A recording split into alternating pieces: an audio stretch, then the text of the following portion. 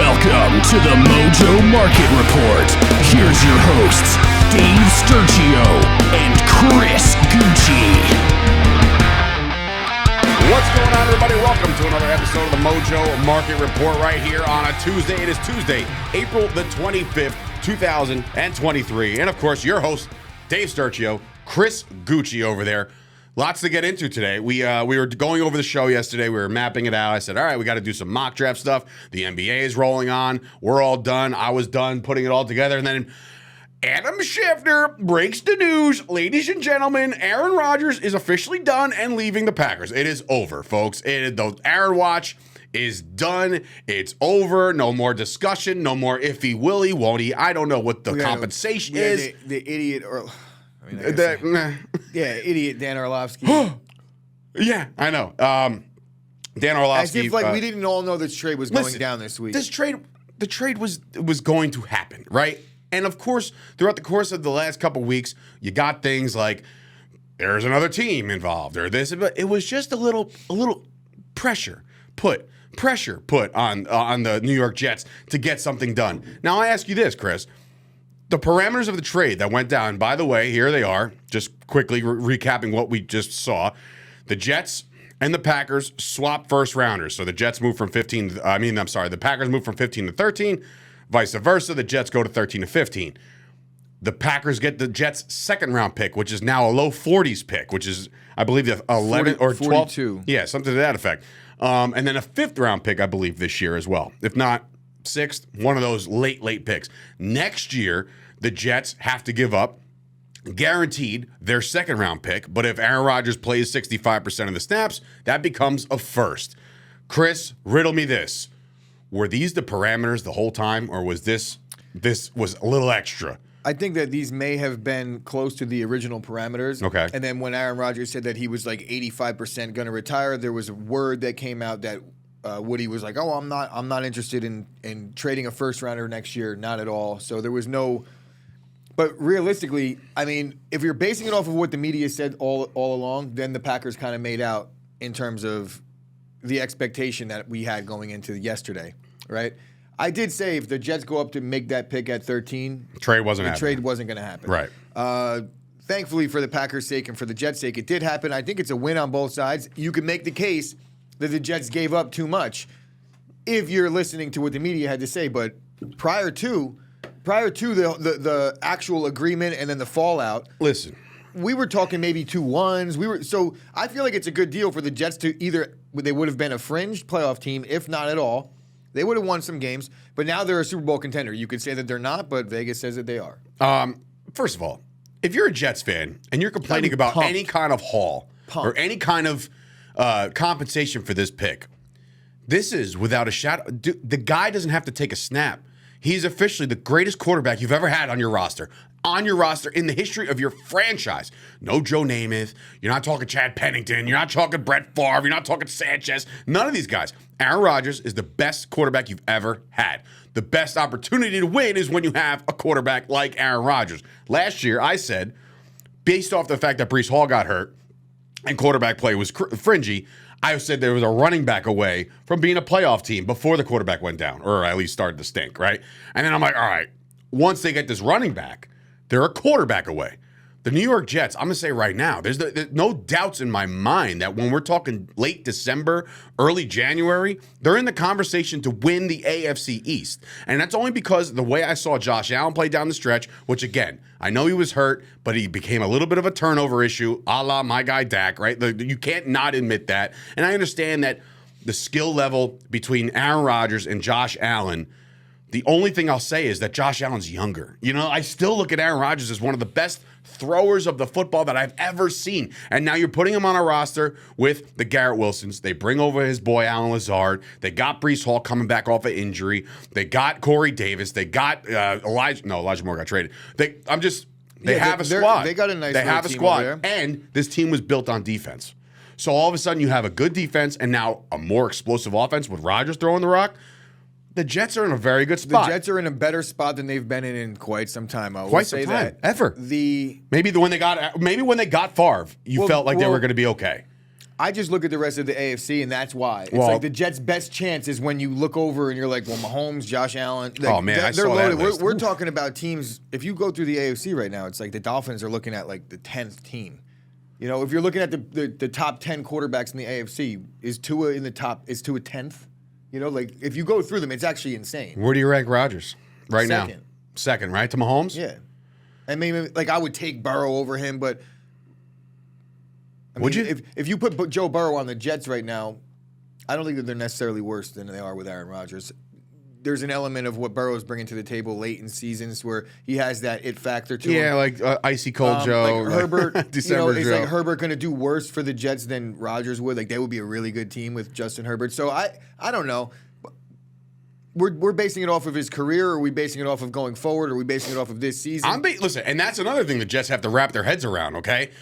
Like a lot of people are in on my social media like, oh, yeah, good trade for a guy that's going to last 2 years. Yes, that's why you make this trade. That's why no matter what the compensatory pick is next year, whether it be a first or a second, it doesn't matter because hopefully if the Jets pan out, that pick's in the 20s anyway. Look, it's not the end of the world for the Jets to get rid of a little draft capital because the team is built to win right now. Draft's a crapshoot, man. And they kept a first-round pick. It's not like they have Right, nothing they to still come have back. something to do in the teams If the Jets this year. if the Jets make a deep playoff run, it's going to stink if they don't have a guy to add to their roster in the back end next year, the back end of the draft, to like go for another push.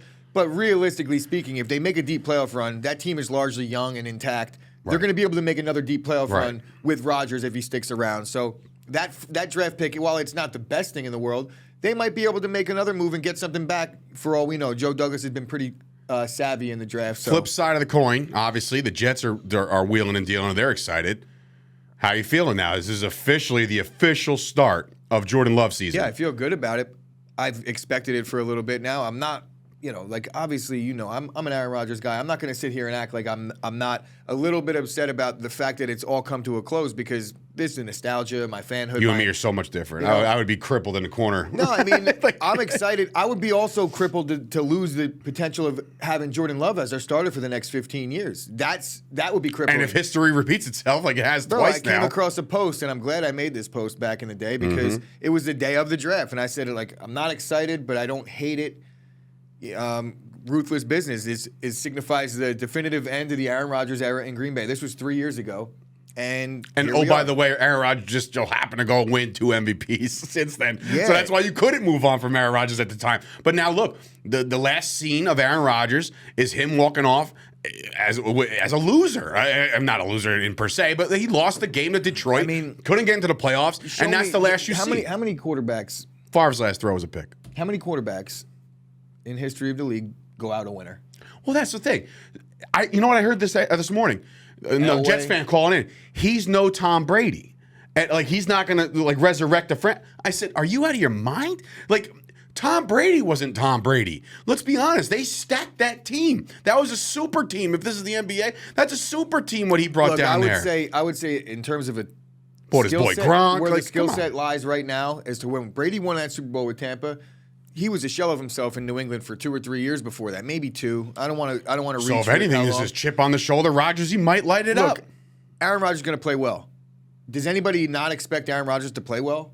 I think he's going to play fine. I can't defense find is going to be elite. You find me a person that's going to come out of here, out of the woodwork, out of this trade, and say he's washed. I'm saying that the conversation to be had more so is what you were saying. It's like the Packers now have some decent draft capital to help out Jordan Love. Bakhtiari came out and said we're obviously in a rebuild, but not in the sense where we think we're going to be bad. But we're going from a Hall of Fame quarterback to a guy that hasn't only started once in relief of the Hall of Fame quarterback, and he hasn't had a full offseason as a starter.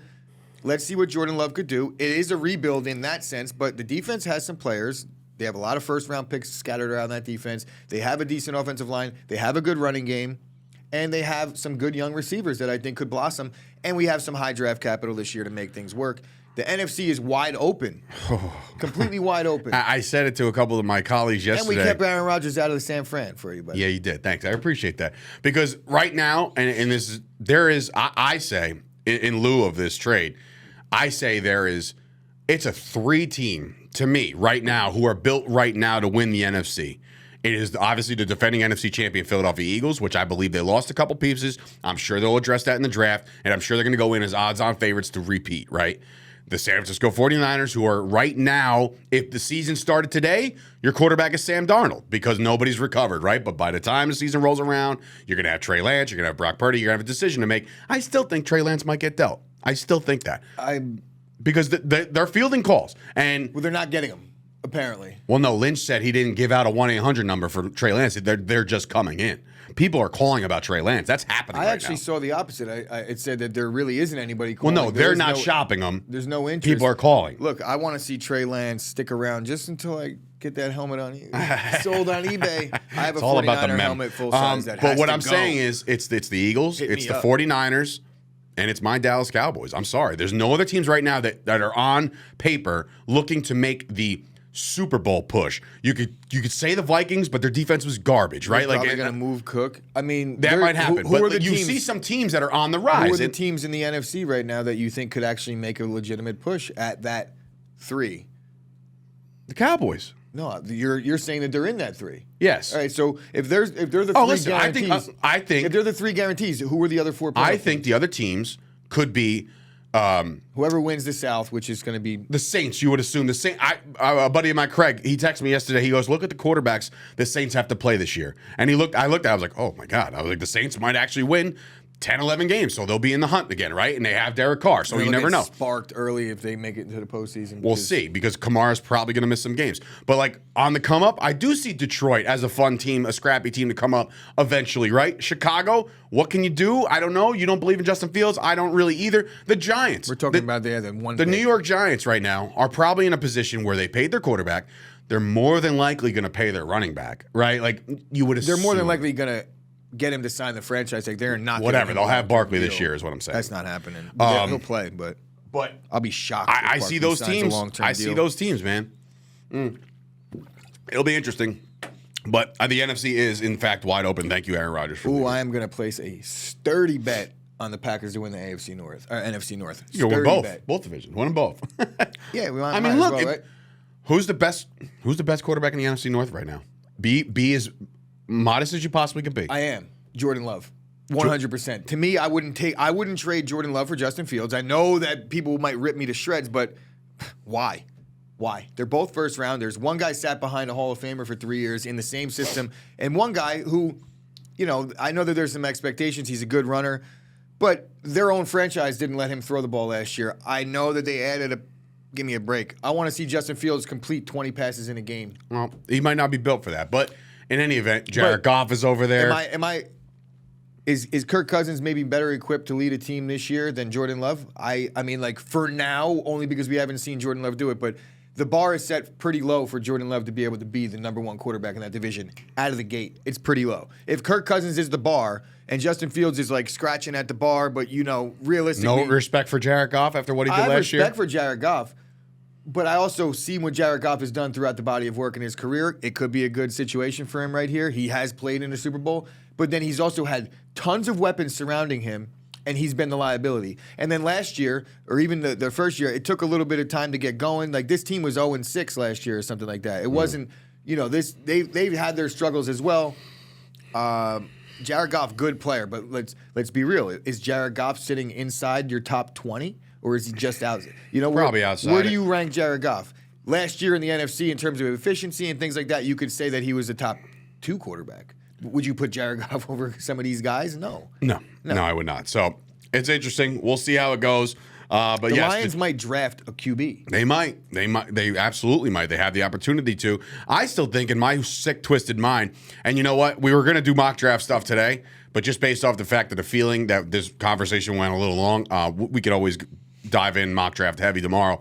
But I do feel like the Cardinals are still in play for quarterback. I don't know why, but it's just like as weird as it sounds, as weird as it feels. The way it's looking, I don't think that the Cardinals are in play for a quarterback. I think the Cardinals are in play to trade that pick big time. I mean, everybody's got one guy going to this guy, so it's like they're trying to replace J.J. Watt is what they're trying to do. And so it's like, all right, the Cardinals, if they make a trade, then they might find themselves later on in the draft, which is what I think is going to happen. Is that there's teams that are going to be not really wanting to draft a quarterback, but some of them are going to slip and they're going to be in a position where the Packers were in. We're like, we're going to take Jordan Love because this is the guy that's here. It's very, very possible. Very, very possible. All right. Hearing all kinds of crazy chatter about the top 10 right now. Let's move on to the NBA. Last night we had ourselves some burners of games last night. It starts with, all of a sudden, we thought the Knicks being up 3-1 was a shock. Well, how about this? How about the fact that the Miami Heat had to scratch and claw their way just to get to the playoffs, right? They get there, and now they're up 3-1 over the Milwaukee Bucks, the 1 seed, with a 119-114 win last night. But there was one guy. Eric Spoelstra his flowers soon. I watched him last night. You know, obviously the Rangers were on simultaneously, so I was able to watch the end of the game. I watched Spoelstra. He looks like he's got some control over that team. He looks like he's a very, very well-rounded coach. But the guy is no other than Jimmy, Butler, Buckets. Jimmy Butler absolutely ham last night. 56 points, which, by the way, what they're calling is the greatest postseason performance by a single player in Miami history, they're saying. So you look at Miami's history, you got the LeBrons, the Wades, the Bosches, the Tim Hardaways, the Mornings. They're saying that last night was the greatest performance they've ever seen out of a Miami Heat player. And, I mean, recency bias or not, Jimmy Butler has the Heat 1 win away from bouncing the number 1 seed all of a sudden. I think Dwayne Wade got to the free throw line like 39 times in one game. That's a hack-a-Wade. In the finals. Hack-a-Wade. Bro, that was the year that they won, and Dwayne Wade was like 23 or 22 years old, took him to the NBA championship and won it. I mean, He won a title. He didn't win a title without LeBron, did he? Oh, yes, he did. It was Shaq. It was Alonzo Mourning. It was like Alonzo Mourning was the backup center. It was Shaq, D. Wade, yes. Really? I don't remember that at all. What year was? Are you sure? You know who they beat? The Spurs? The Mavericks. That was the OG Mavericks Heat series. Dirk. Wow. Damn, I don't remember that at all. I don't remember what I had for lunch yesterday. I can remember what things I'd done when I was 4. Now because you're not remembering. I'm questioning. I'm sorry. On another alternative. I thought that the championship started when LeBron and Dwayne Wade definitely got a championship before LeBron. 100%. Why am I even? Dave's gaslighting me right now, guys. This is embarrassing. I don't know what I'm doing. I don't know what gaslighting means anymore. But anyway, so gaslighting is just what you did. Like I know something for a fact, and like your pathological. confusion is like making me question my sanity now. I'm Googling no, I'm not. I'm not. Sure. It's 2005 or 2006. All right. The Dwayne Wade era. Oh, this is like they got a whole write up. Can you just give me the championship? Look at this stuff. Now I'm like ridiculously concerned that you're wrong. Dave's just doing this for content purposes. I'm not doing this for content purposes. He needs to know if he needs to edit this episode. No. This is individual awards, NBA. Dude, come on, man. How many? Just say many? I need Chat GPT right now. How many titles does Miami Heat have? 3. 2006, 2012, and 2013. So there you go. 2006 is when they won it before the entire. No, wait a minute. Yeah, they were rookies in 2004 or 2003. So the LeBron decision wasn't until 2012. Yeah, no, bro. What year are we in? This is ridiculous. Anyway, it's like I'm in another universe here. All right, so Miami again, great performance out of them. Do they shut the door? Giannis played last night, which by the way was insane because I'm thinking to myself like this guy's gonna miss the next game. They could definitely lose the next one, right? Because we don't know about Giannis. Giannis goes in there, plays his minutes, 38 of them perhaps, and 26 points in this performance. So he goes nuts. But look, you're looking at this Bucks team, the best team in the NBA, pretty much all season. I thought they were gonna cruise through the East. At least into the Eastern Conference. They are Finals. one loss away from being bounced. Would this be one of the most listen, I don't know off the top of my head the last time we saw an 8 bounce a 1, but it's got to be not as of recent as we think. I think right? Fairly recent, 2013 maybe. If it's 2013, I'm going to lose my mind. When is the last time? I know the Nuggets beat the Sonics in 2002. 1 seed. Or 94 or something crazy. NBA. Google. In the 2010-2011 season, the number 8 seed Memphis Grizzlies took out the number 1 seed Spurs. So that's the last time it happened. And then I know that there was 2 other times. Okay. There has to have been 3 because I know for a fact that Kemba Mutombo knocked off the Sonics as an 8 seed with the Nuggets when I was a kid. Because I remember Kemba Mutombo rolling Did you around also underneath the basket. Did you also know there's only one team in NBA history as an 8 seed to go all the way to the finals? You know who that was? Just based on my tone, you should probably know who that was. It was the 1999 New York Knicks. 8 seed, went all the way, got smoked by the Spurs. Because the Twin Towers of David Robinson and Tim Duncan just absolutely owned us that year. But in any event, great game by the Heat. It's incredible to see what they've done as the 8 seed again. And we'll see if they can sustain it right now. I mean, there was a vibe last night where Jimmy Butler hit that last three, and he was on fire. Like, literally, figuratively, the Heat were smoking guns last night. It was incredible to see that arena. Now they got to go back to Milwaukee. Is it hostile territory? Is Aaron Rodgers selling his stock? There's a lot of things going into the Milwaukee Bucks right now. The city of Milwaukee lost twice yesterday, or at least Green Bay and Wisconsin. But you know what I'm talking about. They lost their legend quarterback, and now they lost this game. I'm well aware that it could be good times ahead. Who cares? You never know.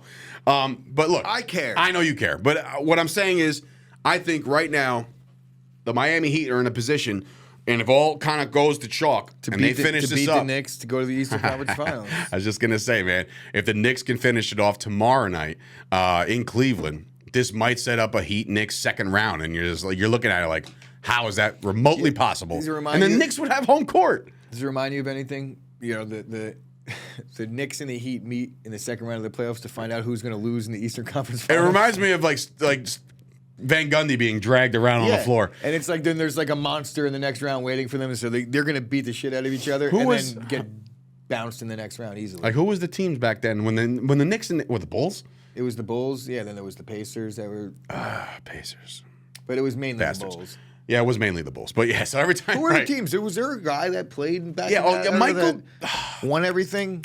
Dave? Jordan played. I forget. All right.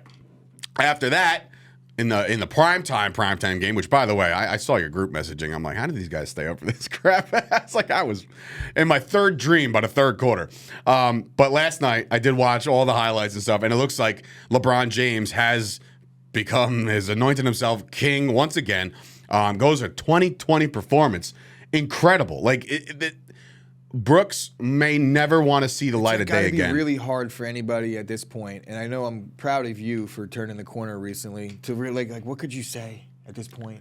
Like, there's really just not much you could say. On the court, you can't. I mean, fine. That should be the case across the board, right? Like, that's true. Like, who am I to be like, I get it. Doesn't matter. Right. It's like whatever people want to say, and that's fine. This dude is making things look easy. I mean, I really wish Brooks didn't say anything because LeBron just wants to dribble to the basket every single play. It's there. If I was LeBron, I would be like, I'm not passing unless it's you better be open for three. If they crash on me, I'll kick it out. Hit your shots. But whoever's covering me, I'm driving to the lane every single play. There's 22 points, 20 rebounds, 7 assists. 2 blocks. Like, LeBron James. You see what LeBron James did at the end of that game to get to the bucket. And then he did it again to get. It's like you just can't stop it. 22 points, but they were the biggest points of the entire night. The game tying. Look, and then LeBron's layup that he like screamed at the top of his lungs. It's like, this guy's how old? Right. What is he doing? And then you start looking at graphics, and I'm not taking anything away from Jordan. Jordan's my guy, right? But my goodness gracious, this guy's 38 years old. His son's about to get drafted. Yamming on folks. I'm talking just his son's going to get drafted in a year, and he's the best player on the court, and they're against the 2 seed. He's like not even close. LeBron is the best player on the court. Not even close. And, I mean, look, they're right there. Every win that they've had has been convincing, by the way. You know what I mean? Like, I get it goes to overtime, but you pull away. They had the scratch and claw, but that shows what you want to see out of a team. No. And what I'm saying is, once they do get that lead, and once they do start controlling the game, late in the game, whether it be in the regulation or even overtime, they look like a whole nother breed of basketball. And it's just like, it's very hard to stop. And I'm very curious to see how this all plays out for LeBron James in year 20, guys, 20. Tonight, NBA goes down. You got more games. Let's pick some. It's Boston. It's Atlanta. It's back in Boston. The series is obviously 3-1 Boston. Gooch, is it over tonight for the Atlanta Hawks? Yeah. I think so too. I'm in on the Boston if it's Celtics. Not tonight, it's semantics at this point. It's a matter of when. We all know that. I think Boston cleans them up tonight. Denver, who's also up 3-1, they're back at home. The Timberwolves kind of scrapped and clawed that last game. Great for them. Good for Karl Anthony Towns, Jersey guy. Great, but it doesn't look like it's going to be anything good in Denver for them. I'm going to ride with Denver as well. And then obviously primetime matchup here. but Phoenix has pulled away a little bit. You got injuries galore over there in LA. People are questioning the toughness of Kawhi Leonard, and how can you not? Like, it's the playoffs. I mean, you're not there. I feel like this is Lamar Jackson in basketball. Like, you got to be there, bro. You got to be there. All right, I could understand the Kawhi Leonard because he seemingly did this with the Spurs where he's just like, if I don't feel right, I'm not going to play. Right, dude. This is nuts. But you guys knew what you were getting when you got it. That's who he was before. That's who he's going to be. I wouldn't say it's buyer's remorse either because he's still a great ball player. I don't necessarily question Kawhi Leonard's toughness. I'm not his knee. I don't know what's going on in there. You know, like he's probably really hurt, and he's not a type of guy. He's like, yeah, I can be tough all you want. I'm not compromising anything, so you could say I'm not tough or I'm tough. It doesn't matter to him. He's a different cat. But I think he's hurt. You know, you got teammates in the locker room that you have to face and things like that. Like we'll see. So, I guess, well, if he's not really hurt, then they're going to come out with a report. But what about Paul George? What about anybody? 12 hours ago, Kawhi ruled out. Yeah. So that should be it. I mean, we said the Suns were going to go in there. Are we going to get 3 wrap-ups tonight? I think we're going to get 3 wrap-ups tonight. So that'll make things a lot interesting as the playoffs roll on.